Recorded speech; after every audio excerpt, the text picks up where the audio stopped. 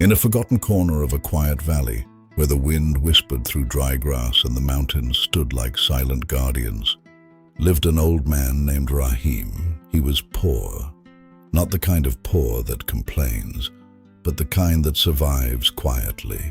His clothes were worn, his shoes were cracked, his hands were rough from decades of labor. At 70 years old, Rahim owned nothing, except a few rusted tools, a torn blanket, and an unbreakable will. For years, he had slept under a broken shed made of tin sheets and wood scraps. When it rained, water leaked through. When winter came, the cold pierced his bones.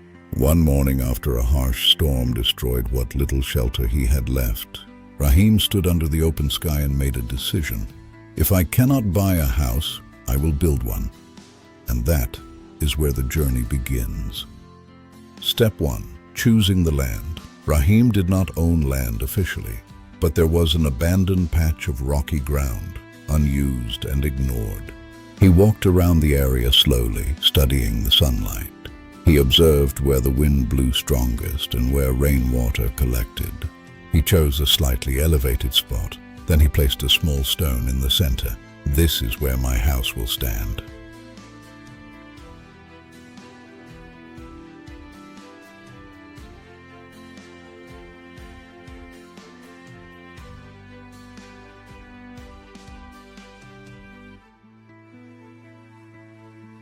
Step 2. Clearing the ground. The land was rough, covered in stones, wild bushes, and dry roots. Rahim began clearing it. With a rusty shovel and his bare hands, Rahim began clearing it. Every day he woke before sunrise and worked until sunset. His back ached, his palms bled, but he never stopped. It took him 14 days to clear a small square of land. To Rahim, it looked like a palace foundation, a clean slate for his dream. Step 3. Planning without paper. Rahim had no architectural drawings, so he planned in his mind. He used sticks to mark the doorway and corners. He measured using his footsteps. 1 step, 2 steps, 3. The house would be 12 steps long and 8 steps wide, small, but strong.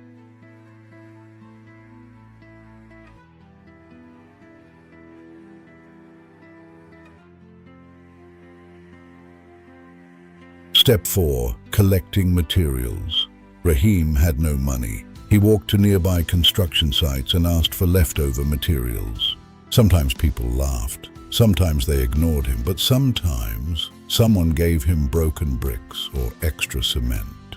He collected stones from the river. He carried them in an old sack. Each trip took hours. Each load was heavy, but each stone brought him closer. Step 5. Building the foundation. If the foundation is weak, everything falls. He dug trenches along the marked lines. It took him 10 days just to dig deep enough. Then he placed large stones at the bottom. He mixed cement by hand, sand, cement powder, water. No machine, just his hands and a metal bowl. When he finished, he stepped back and smiled. He had built the ground on which his future would rest.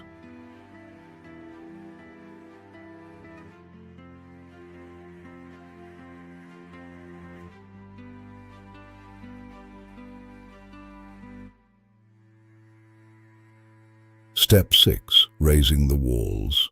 This was the hardest part. Rahim began stacking bricks carefully. His hands trembled sometimes, but his focus was sharp.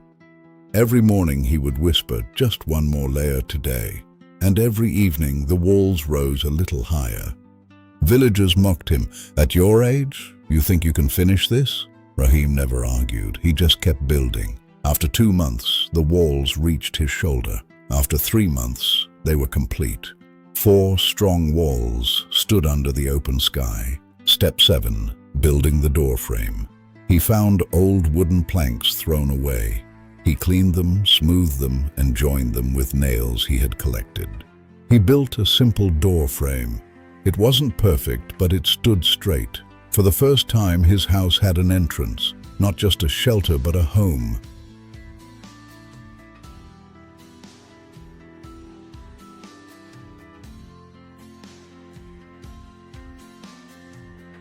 Step 8. Installing the roof. Roofing was the biggest challenge. He built a wooden structure using strong branches and scrap wood, tying them with rope. Then he placed metal sheets on top, old, slightly rusted ones. He sealed gaps with mud and cement. The first night it rained, Rahim sat inside. No drops fell on him.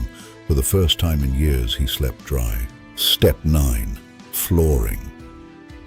The floor was still raw dirt.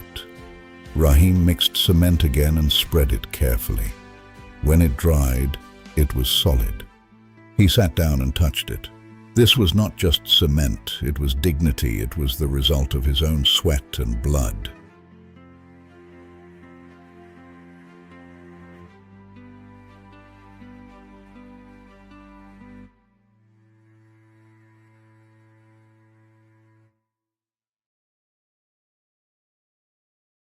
Step 10.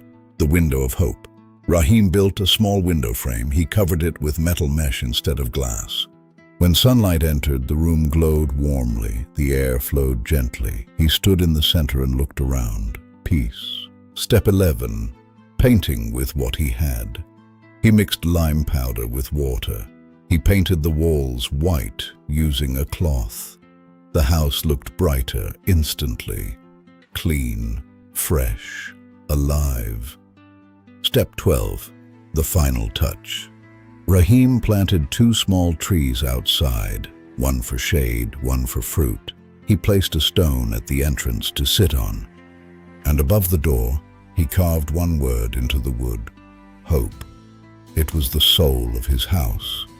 Months passed. The same villagers who once laughed now respected him. Some even offered help, but by then the house was complete.